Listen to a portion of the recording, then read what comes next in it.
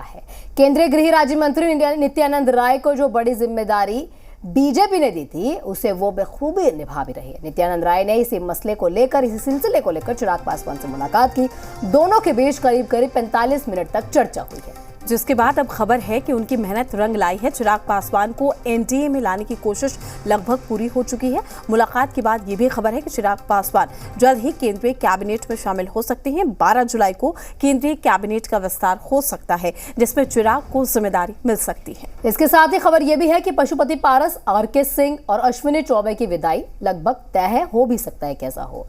आपको समय से चर्चाएं चल रही थी और आप सब ने भी रह कर कई बार ये प्रश्न पूछा कि आप किससे गठबंधन करने जा रहे हैं। बहरहाल मैंने हमेशा इस मर्यादा को बनाए रखा कि गठबंधन की बातचीत जब तक गठबंधन के भीतर ना हो उसको सार्वजनिक करना गठबंधन धर्म की मर्यादा को तोड़ने के बराबर है। ऐसे में आप सब जानते हैं कि समय समय पर रहकर मुद्दों के आधार पर लोक जनशक्ति पार्टी रामविलास ने भारतीय जनता पार्टी का समर्थन किया है। पिछले उपचुनाव में भी आपने देखा हम लोगों ने भारतीय जनता पार्टी का समर्थन हम लोगों ने किया है। पर आगामी 2024 के लोकसभा चुनाव और आगामी 2025 विधानसभा चुनाव में लोक जनशक्ति पार्टी का गठबंधन किसके साथ होगा, इसको लेकर आज पार्टी के भीतर भी एक गहन मंथन हुआ है, विस्तार में चर्चा हुई है। आज सुबह केंद्रीय गृह राज्य मंत्री आदरणीय नित्यानंद राय जी आए थे, उनके साथ भी कई विषयों पर चर्चा हुई है। पर मैं दोहराता हूं, जब तक गठबंधन के भीतर अंतिम मोहर इस पे ना लग जाए तब तक कुछ भी सार्वजनिक करना उचित नहीं होगा। आज पार्टी की बैठक में पार्टी के तमाम पदाधिकारियों ने सर्वसहमति से गठबंधन को लेकर कोई भी फैसला करने के लिए मुझे अधिकृत किया है। संभवतः बहुत जल्द बैठकों का कुछ दौर और चलेगा और उसके बाद जो भी अंतिम फैसला होगा वो सार्वजनिक किया।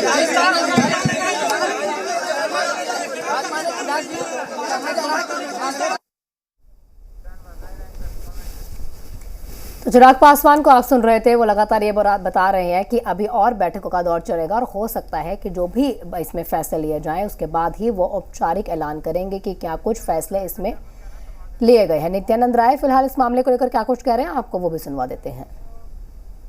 भाई, यह घर हमारा पुराना घर है। इस घर से मेरा संबंध भी बहुत पुराना और अटूट है, जो पहले भी रहा है, आगे भी रहेगा, सदा रहने वाला है।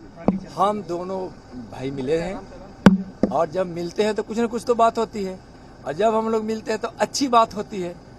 आज ये खुशखबरी आ जाएगी, खुशखबरी सामने आ जाएगी बिहार के लोगों को कि फिर से सब एक साथ हो गए। हम देखिए, माननीय रामविलास भैया और भाजपा हमेशा बिहार को या देश को अपनी सेवा से, काम से हमेशा खुश ही रखने का काम किए हैं, समझे ना। यह तो हम लोग के स्वभाव। तो चिराग पासवान और नित्यानंद राय की मुलाकात हुई। कई सियासी मायने इसको लेकर निकाले जा रहे थे, लेकिन मीडिया से मुखातिब होते हुए दोनों ने अपना स्टेटमेंट दिया।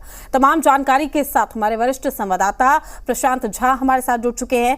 प्रशांत जी, चिराग पासवान ने सीधे तौर पर कह दिया है कि देखिए, अभी बैठकों का सिलसिला चलेगा, बैठक में जब तक अंतिम मुहर नहीं लग जाती मैं फैसला नहीं सुनाऊंगा, लेकिन फैसले की जिम्मेदारी उनके कंधों पर है। आखिरी निर्णय चिराग पासवान ही लेंगे, क्या लगता है? देखिए, सबसे बड़ी बात है कि नित्यानंद राय के ऊपर में बड़ी जिम्मेदारी बीजेपी ने सौंपी थी जी। और जो भी घटक दल हैं उनको साथ लाने को लेकर के ये कोशिशें जारी थी और इसी को लेकर के आज नित्यानंद राय अपनी जिम्मेदारी निभाने के लिए चिराग पासवान के घर तक गए थे, पार्टी दफ्तर में उनके बैठे थे और वो वहाँ पर बैठ करके उनके लगभग 45 मिनट दोनों के बीच में बातचीत हुई। बातचीत बहुत ही अच्छी रही और इसमें ऑफर किया गया चिराग पासवान को केंद्रीय मंत्रिमंडल में शामिल होने का, जो सूत्र बता रहे हैं। और जो 12 तारीख को जो संभावित केंद्रीय मंत्रिमंडल का विस्तार है, उस विस्तार में चिराग को शामिल करने की जो पहल है वो पहल की गई है। और एक जानकारी आपको दे दूं कि आज चूंकि जो लोक जनशक्ति पार्टी चिराग पासवान का जो खेमा है उसकी आज बड़ी बैठक थी। इस बैठक से पहले अगर उस बैठक से पहले चिराग से मिलने के लिए नित्यानंद राय पहुंचते हैं तो इसका सियासी मायने यही लगता है कि एनडीए की जो 18 तारीख को 18 जुलाई को बैठक होने वाली है उससे पहले तमाम जो घटक दल हैं उनको साथ लें, उनकी जो मनोभावना है उसको केंद्रीय जो आलाकमान है उस तक पहुंचाएं और साथ में केंद्र के जो कुछ भी निर्देश हैं वो चिराग तक पहुंचाने के लिए ही आज नित्यानंद राय खुद वहां तक गए थे।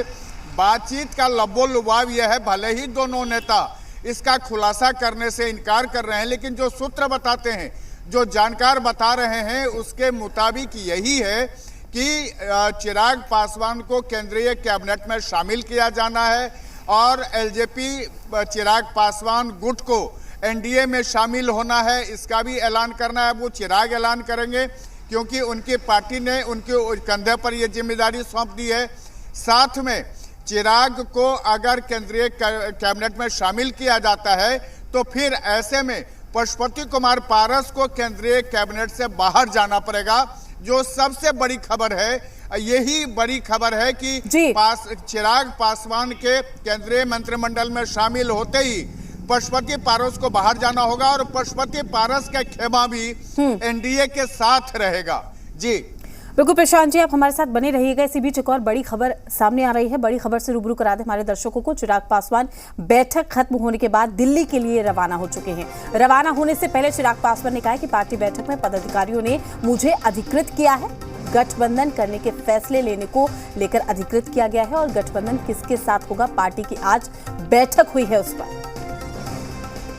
प्रशांत जी, कई तमाम चीजें जो है चिराग पासवान ने बोल दी है कि अब क्योंकि दिल्ली में रवाना हो भी गए हैं और देखने को भी मिलेगा कि गठबंधन करना है कि नहीं करना है, फैसला क्योंकि चिराग पासवान के हाथ में है। लेकिन प्रशांत जी, यहाँ पर सवाल यह है कि कुछ समय पहले देखने को भी मिला था कि किस तरह से जो दो गुट बट गए थे, मतलब एक गुट जो है दो जगहों पे बट गया था, एक तो पशुपति पारस, दूसरा चिराग पासवान। पहले पशुपति पारस को एक किया गया, उन्हें कैबिनेट में शामिल किया गया, अब उनको निकाल के एलजेपी की तरफ से ही जो चिराग पासवान का गुट है उन्हें शामिल कर लिया जाएगा। लेकिन इसमें देखने को क्या मिलेगा, क्या दोनों गुट एक हो जाएंगे, चाचा और भतीजा एक हो पाएंगे या फिर अलग अलग ही बीजेपी के साथ मिल जाएंगे? देखिए, एक आपको जानकारी दे दें कि चाचा और भतीजा दोनों अलग अलग गुट हैं और दोनों एक दूसरे पर निशाना साध रहे हैं। भतीजा यानी चिराग पासवान की इच्छा है इस बार हाजीपुर की वो सीट से चुनाव लड़ना जो लगातार रामविलास पासवान वहां से चुनाव लड़ते रहे और Guinness book of world record में अपना नाम दर्ज कराते रहे। यानी उस सीट पर अब चिराग पासवान अपनी दावेदारी जता रहे हैं। एनडीए के सामने यह समस्या है कि चाचा भतीजा को एक कैसे किया जाए। इसको लेकर के जब दोनों खेमा अलग हुआ था उस समय में पशुपति पारस के साथ जो 5 सांसदों में से 4 उनके साथ चले गए थे और यही वजह थी कि पशुपति को उसमें मौका मिल गया था, लेकिन चिराग अलग रह गए थे। लेकिन चिराग के साथ जो जनादेश है और जनभावना है उसको देखते हुए ये नित्यानंद राय को बड़ी जिम्मेदारी दी गई कि नित्यानंद राय जाकर चिराग को मनाएं, क्योंकि चिराग के बारे में ये कहा जा रहा था कि चिराग अभी तक एनडीए में शामिल होने का ऐलान नहीं किए थे। आज ही पार्टी की बड़ी बैठक थी और उस बैठक से पहले नित्यानंद राय पहुंचे। 45 मिनट के बातचीत का लबो-लुबाव आपको बता दें कि यही निकला कि चिराग ने अपनी सहमति दे दी है एनडीए में शामिल होने की, साथ में जो उनकी शर्तें थी वो भी रख दी। नित्यानंद राय ने वो शर्तें आलाकमान तक पहुंचा दी और चिराग को साफ तौर पर कह दिया गया है कि इस बार के कैबिनेट जो विस्तार है उनको शामिल किया जाएगा।